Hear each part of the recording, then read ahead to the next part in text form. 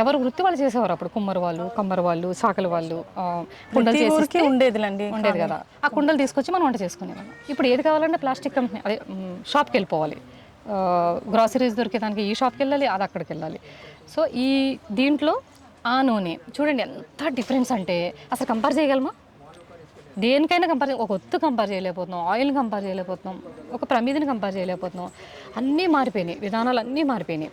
So అది తీసుకొచ్చి ఈ ఆయిల్ పోసి ఆ ఊళ్ళో అతను నువ్వులు ఎస్పెషల్లీ నువ్వు పప్పు నూనె అని ఉంటుంది. దీపారాజన చేసేది నువ్వులు మాత్రమే, నువ్వులతోనే చేయాలి, లేదంటే ఆముదంతో చేయాలి.